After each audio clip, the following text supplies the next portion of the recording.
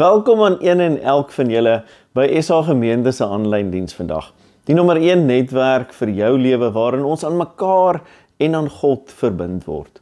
Dankie dat julle ook vandag inskakel. Dit was werklik vir my besonders geweest om saam met mekaar deur lydenstyd en dan ook Paasfees te kon gaan en saam dit vier. Ons het saam met Johannes gereis na Jesus se kruis en sy opstanding. En vandag gaan ons met hierdie reis verder. Maar kom ons begin vandag in gebed. Here ons God, op hierdie eerste Sondag na die fees van die opstanding, kom ons na U toe in verwondering en verwagting. Dankie dat U steeds op die strand van ons alledaagse lewe verskyn. Dankie dat U ons roep, ons voed en ons stuur. Ons bely dat ons dikwels moeg en moedeloos is, met leë hande en 'n leë net. Maar U wys vir ons waar om te gooi. U maak ons net vol en ons harte vol hoop. Maak ons vandag bewus van U teenwoordigheid en herinner ons daaraan dat U gemeente die nommer 1 netwerk is waarin mense opgevang word, waarin U ons nader trek, waarin ons getroos word en gestuur word. Gebruik hierdie diens, hierdie boodskap, hierdie metode van bymekaar kom om ons te versterk, sodat ons ook ander kan voed uit U oorvloed. Here, ons bid dit, nie omdat ons dit verdien nie, maar alleen in Jesus Christus naam, ons Here en ons Verlosser. Amen. Ons hulp is in die naam van die Here wat hemel en aarde gemaak het. Die God wat trou bly tot in ewigheid en nooit die werke van sy hande laat vaar nie. Amen. Verlede week was ons saam met die disippels by die opstanding Sondag, toe Jesus sy hande en sy sy aan hulle gewys het. En dit was 'n bevestiging dat hy werklik uit die dood uit opgestaan het. Dat het Christus se godheid bewys en die disippels en elke leser laat besef dat alles wat Jesus gesê het, waar is.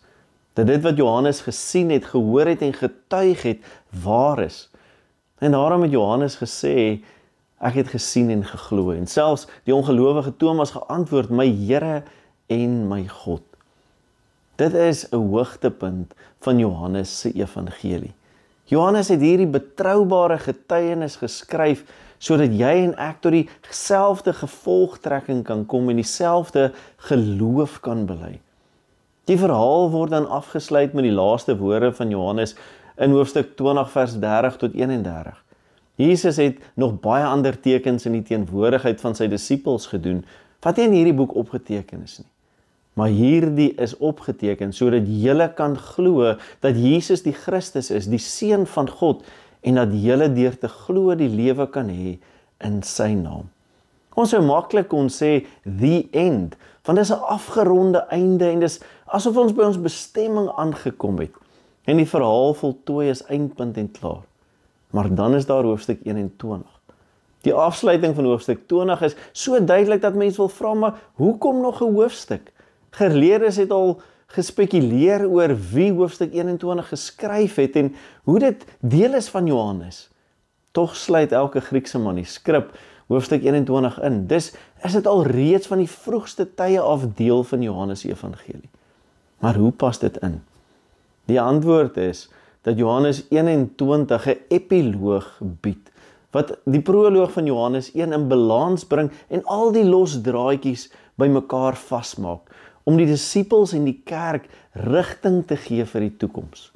Johannes se proloog verbind die goeie nuus aan die begin van die skepping en aan God se ewigheid, en sy epiloog wys vorentoe na die voortdurende werk van Jesus deur die kerk. God wat in die begin alles gemaak het in ruimte en tyd ingetree, gelei, gesterf, opgestaan, sy volk se sondes verlos, sy gees gegee en sy volgelinge gestuur na die wêreld waar hulle leef, afhanklik van sy genade, Jesus se verlossing en die krag van die gees. Alle goeie stories eindig eintlik op hierdie manier. Die klimaks van Lord of the Ring is die terugkeer van die ring na die vuurkuil en die troonbestuiging van Aragorn. Maar J.R. Tolkien se epiloog bring die nodige bevrediging deur na die karakter se lewens te wys na hierdie hoogtepunt. So ook in C.S. Lewis se Narnia. Nadat Aslan die dooies opgewek het en die laaste oordeel voltrek is, reis ons saam met die karakters verder op en verder in, sodat ons 'n kykie kry in die toekoms van hulle. Johannes bied 'n soortgelyke slot in die evangelie. God se goeie nuus kulmineer in die dood van die dood deur Christus se opstanding. En nou leef ons die gevolge van Jesus se oorwinning uit. En Johannes 21 begin daardie proses. Kom ons gaan lees dan nou saam uit Johannes 21 vanaf verse 1 tot 14. Daarna het Jesus weer aan sy disippels verskyn by die see van Tiberias. Dit het so gebeur. Simon Petrus en Thomas, wat ook Didimus genoem is, Nathanael van Kana in Galilea, die seun van Zebedeus, en nog 2 ander disippels was daar saam. Simon Petrus sê toe vir hulle, ek gaan vis vang. Ons gaan ook saam met jou, sê hulle vir hom. Hulle het gegaan en die skuit geklim, maar daardie nag het hulle niks gevang nie. Toe dit al lig was, het Jesus daar op die strand gestaan, maar die disippels het nie geweet dat dit hy is nie. Jesus vra toe vir hulle, mense, het julle nie iets gevang om te eet nie? Nee, antwoord hulle hom. Hy sê toe vir hulle, gooi die net aan die regterkant van die skuit uit, dan sal julle iets kry. Hulle het die net toe daar uitgegooi en vanweë die groot klomp vis kon hulle hom nie weer intrek nie. Die disipel vir wie Jesus baie lief was, sê toe vir Petrus, dit is die Here. Toe Simon Petrus hoor dat dit die Here is, het hy sy hemp aangetrek, want sy bolui was kaal, en in die water gespring. Hy was nie ver van die land af nie, net omtrent 100 tree. Die ander disipels het met die skuitjie gekom en die net met die visse gesleep. Toe hulle aan land kom, sien hulle 'n vuur brand en 'n stuk vis daarop lê. Daar was brood ook. Jesus sê toe vir hulle, bring van die vis wat julle nou gevang het. Simon Petrus het toe in die skuit geklim en die net op die land getrek. Dit was vol groot visse, 153. En alhoewel daar so baie was, het die net nie geskeur nie. Toe sê Jesus vir hulle, kom eet. Een van die disippels het so ver gekom om vir hom te vra, wie is u nie? Hulle het geweet dat dit die Here is. Jesus kom toe, neem die brood en gee dit vir hulle, en net so ook die vis. Dit was al die 3de keer dat Jesus aan sy disippels verskyn het, nadat hy uit die dood uit opgewek is. Vandag is die eerste Sondag na Paasfees, en die lewe gaan maar weer sy doodnormale gang. Paasfees is agter die rug, die vakansie is op 'n einde, en alles is weer terug na normaal. Tydens Paasfees het ek en jy opnuut onder die indruk gekom van die wonder van Christus se opstanding en sy oorwinning oor die dood. Maar wat, behalwe die historiese Paasfeite, bly oor van jou en my Paasbelewenis? Waar was jy op Goeie Vrydag en Paasondag? Waar was jy toe Jesus aan die kruis vir jou gesterf het? Waar was jy toe die graf oop en leeg gestaan het? Waar was jy die eerste keer toe jy besef het wat die opgestaane Here vir jou gedoen het? Daar is mense wat 'n duidelike antwoord vandag hierop kan gee, maar as ek en jy eerlik moet wees, sal meeste van ons soms mooi moet dink en moontlik moet erken, daar is min van Paasfees wat oorbly. Min van ons belewennisse tydens Paasfees wat gestalte kry in ons gewone alledaagse lewe. En dit was ook die geval met die disippels. Vir die disippels is Paasfees verby. Dit is redelik eenvoudig. Die disippels is nie heeltemal seker wat om nou te doen nie. Nou dat Christus uit die dood uit opgestaan het, wat nou? Maar die engel het vir hulle gesê, gaan terug na Galilea toe. So hulle keer terug soontoe en begin met hulle eerste prioriteit, oorlewing. Hulle moet werk om te kan eet. Dis weektyd en werktyd. Dis hulle doen wat hulle ken, hulle is terug by die viswaters. Die disippels keer terug na die ou lewe voor die Paasgebeure.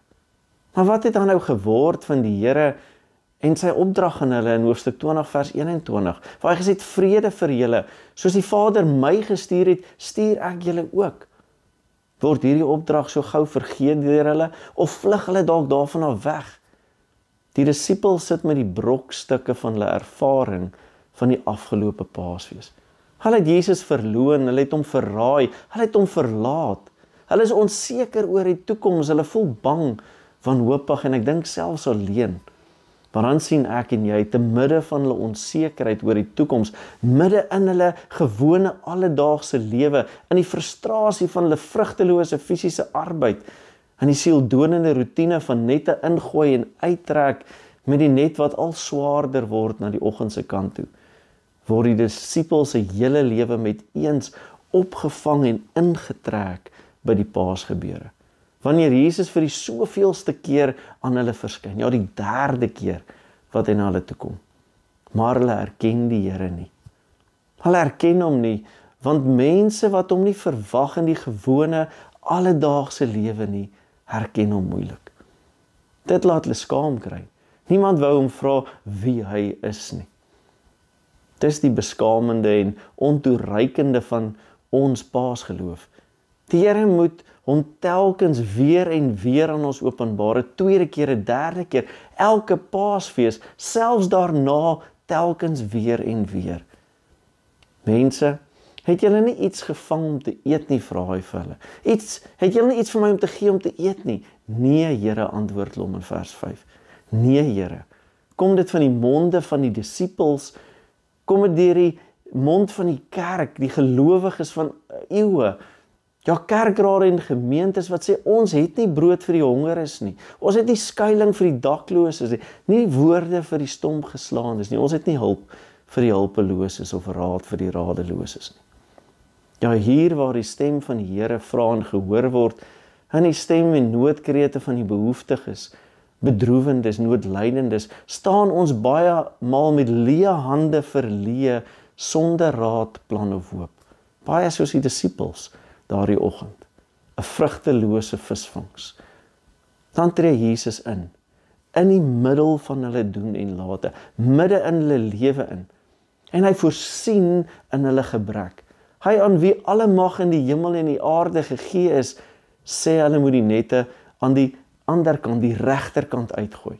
En die vissers volg sy raad, dalk nog teen visvangreëls in. Ons weet nie hoekom hulle gehoorsaam aan hom was nie. Dalk het hulle gevoel, hulle het niks om te verloor nie.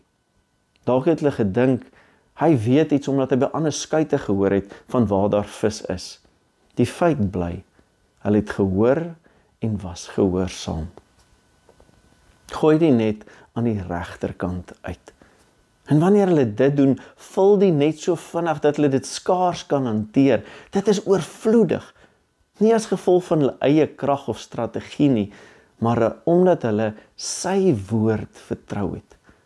Daar word in die disippels se nood en gebrek voorsien. Jesus maak hulle nette tot barstens toe vol, maar nie brekens toe nie. Hulle sleep 'n net vol visse, 153 land toe. 'n Net wat nie skeer nie, wat sterk genoeg is om al die vis van die wêreld te hou. 153 groot visse in die net bly heel. Is dit dalk 'n simboliese getal? Augustinus het dit verstaan as 'n triangulêre getal van 17 wat heelheid en volheid simboliseer. Daar was 153 volke in die antieke wêreld bekend. Dit wil dus voorkom asof die getal die simbool van die rykwyte van die disippels se opdrag was om die evangelie te gaan verkondig. Want die Here stuur hulle na die hele wêreld, soos Handelinge sê. En die net wat nie skeer nie, is dit 'n waarborg dat Christus se kerk heel behoue sal bly totdat hy weer kom waarskynlik. Dat hulle wat in hom glo behoue sal bly en verbonde sal bly in sy genade en verlossing. Want hierna word die disippels, soos Matteus sê, vissers van mense. Johannes erken hom en sê, dit is die Here. Petrus spring dan en hy swem strand se kant toe. En wanneer die disippels die net vol vis op die strand insleep, is die maaltyd egter reeds daar. Oor genoeg brood en vis. Want dit is nie die disippels wat die Here voed met hulle arbeid nie. Nee, die Here voed hulle met die vrug van sy hande. Hy is altyd die Heer en die gasheer by elke Paasmaaltyd. En so word dit telkens weer Paasfees, midde in die gewone alledaagse lewe, in die roetine van ons gewone lewe en arbeid, wanneer die opgestane Here telkens weer in ons gebrek voorsien, wanneer hy ons voed, versorg, versterk, wanneer hy jou en my arbeid gebruik vir sy koninkryk, wanneer hy die pad wat voor lê gebruik tot sy eer. Dis die geheim van gevulde nette en gevulde hande, gevulde lewens en die sukses van ons arbeid in die koninkryk van God.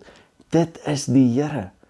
Sukses is ons roeping, lê nie in ons menslike pogings nie, maar in gehoorsaamheid aan die stem van die opgestane Here. Die groot vangs kom nie uit jou en my eie kundigheid nie, maar uit gehoorsaamheid aan Christus se woord. Dis die Here wat op wonderbaarlike wyse vir ons voorsien, wanneer ons verleë met leë hande staan, wanneer ons raad op, moedeloos en verlore is. Ons leef so dikwels in die wanpersepsie dat ons vir onsself kan sorg, dat ons in eie krag die Here se opdrag kan uitvoer. Johannes maak dit duidelik. As die Here nie voorsien nie, is ons tot niks in staat nie. As die Here die huis nie bou nie, soos Psalm sê, bou die arbeiders daaraan te vergeefs. Tog kom die opdrag dan steeds, bring van die vis wat julle nou net gevang het. Hoekom? Daar is mos genoeg op die kole reeds. Waarom ons vis by sy vis insluit, hier waar hy tog alles gee? Omdat dit juis is wat die gemeente van die Here moet doen. Ons moet die visse, die vrug en die seën wat hy op ons arbeid gee, by sy gawe, sy verlossingswerk insluit. Die Here gee alles. Alles wat ons het en wat ons is, kom van hom af. Martin Luther sê, wat ons aan God gee, slegs wat ons reeds van hom ontvang het. Hy gee alles en vra dan terug wat aan hom behoort. Jesus sê dis vir jou en my, bring dit wat jy met jou werk bereik het na die tafel toe, na die maaltyd wat reeds voorberei is, waar hy reeds voorsien het. Aanvaar en vier saam die seën wat hy vir jou aan die kruis bewerk het. Elke keer as ek en jy die nagmaal vier, sê hy, kom eet, nooi hy jou en my om saam met ander gelowiges aan tafel te sit en gevoed te word, op die strand van belofte en gehoorsaamheid. Dit is 'n beeld van hoe God ons insluit by sy werk, al kom al die vrugte eintlik reeds van hom af. En so word God se werk en ons werk in sy naam saamgeweef in 'n maaltyd wat nie net ons voed nie, maar bedoel is om die kerk, sy netwerk en selfs die hele wêreld te voed. Dit is nie net 'n simboliese ete nie, dis 'n teken van genade, van verbinding met God en van sy voorsiening wat deur ons gedeel word aan die mense rondom ons. So word Paasfees elke dag voortgesit. Deur en in die roetine van jou en my alledaagse lewe, ons skynbaar te vergeefse pogings en arbeid. Paasfees eindig dus nie op die Sondag na Goeie Vrydag nie. Nee, die opstanding is meer as 'n gebeurtenis. Dis 'n persoon, dis Jesus Christus. Paasfees se boodskap leef voort. Johannes sê immers, dit was al die 3de keer dat die Here aan sy disippels verskyn het. Dis nie net een keer Paasfees nie, maar dis telkens weer, ook in jou en my leeftyd, in ons wêreld, in ons alledaagse lewe. Elke keer wanneer die Here Jesus by wyse van Spreuke die plek aanwys waar daar vis te vinde is. Elke keer wanneer die Here in ons gebrek voorsien, word Paasfees voortgesit. Beleef ons opnuut weer die wonder van Paasfees. Jesus Christus se kruisdood, opstanding en opdrag. Ja, Jesus verskyn weer, hy roep weer, hy voorsien weer en stuur weer. En so leef ons nie net met herinnering aan 'n leë graf nie, maar in die realiteit van 'n lewende Here, wat ons stuur met die net van sy genade en verlossing, om tot sy eer te gebruik. Ons is geroep om 'n netwerk van geloof te wees, met Christus as die een wat rigting gee, wat die vangs moontlik maak. Sonder hom bly ons net 'n leë net, maar met hom word ons 'n net wat werk, 'n netwerk, 'n draer van lewe en oorvloed tot eer van sy naam. Die netwerk van geloof het plek in beide die denker en die doener. Albei is nodig. Johannes sien en glo, Petrus spring in en doen, Maria sit en luister, Martha werskaf en bedien. Elkeen verskillend. En dit is verteenwoordiging van die kerk waarin ek en jy deel is. Ons netwerk het 'n verskeidenheid, verskillende gawes, temperamente, verskillende agtergronde, maar almal dieselfde fokus op dieselfde Here. Jesus nooi ons tot gemeenskap, tot rus, tot versterking. Maar dan stuur hy ons weer uit met 'n net, 'n roeping, 'n boodskap. En hy sê vir elke lid van SA gemeente, elke gelowige, ek het jou nodig in hierdie netwerk en ek stuur jou. Jesus se opdrag aan sy disippels na sy opstanding was duidelik. Soos die Vader my gestuur het, stuur ek julle ook. Johannes 21 wys hoe die opdrag nie net 'n geestelike ideaal is nie, maar 'n praktiese werklikheid. In die daaglikse roetine, die alledaagse werk, roep Jesus ons om te gaan gehoorsaam wees, om mense te vang in sy liefde en vergifnis. Want wie weet, jy is dalk die enigste Bybel wat sommige mense ooit sal lees. Johannes se 21ste hoofstuk is 'n intentionele redaksionele toevoeging tot die evangelie. Die goeie nuus van Jesus Christus om jou en my uit te nooi om die Paasverhaal verder te vertel in terme van ons eie ervarings vandag. As en soos die Here ons telkens weer in ons gewone alledaagse lewe, in ons diepste nood en ons moeilikste tye hom aan ons openbaar en dit opnuut weer Paasfees word. So God stuur jou om in gehoorsaamheid sy net uit te gooi, om sy netwerk uit te brei, om jou te verbind tot sy koninkryk, om jou netwerk aan hom te verbind, om Johannes 22 vir jou lewe te skryf. Amen. Here Jesus, U wat op die strand gewag het, wat vis voorberei het en ons genooi het om saam te eet. Dankie dat U ons roep. Dankie dat U ons werk insluit by U werk en dat U ons stuur met die brood in die hand. Gee dat ons as gemeente 'n betroubare netwerk sal wees, 'n net wat werk tot U eer, waar mense hoop en sin en liefde kan vind. Laat elke dag 'n voortsetting wees van Paasfees, waar ons gevoed deur U ander voed in U naam. Seën die werk van ons hande, Here, tot U eer, en bring daardeur lig in 'n donker wêreld, dat ander U kan sien.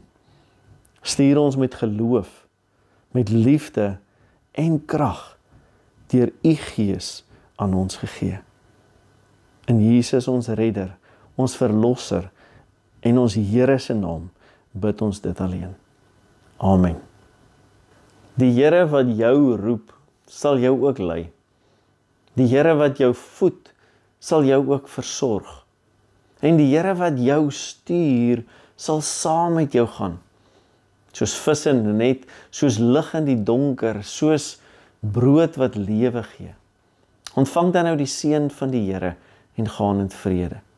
Die genade van ons Here Jesus Christus, die liefde van God die Vader en die gemeenskap van die Heilige Gees bly met julle almal. Amen. God voorsien vir ons en daarom is dit kosbaar dat ek en jy doelbewus tyd kan neem om daaroor na te dink. En dan ook te dink oor ons dankoffer wat ons aan hom en sy gemeente gee. Al die maniere wat jy finansiëel kan bydra, volg hierna op die skyfies.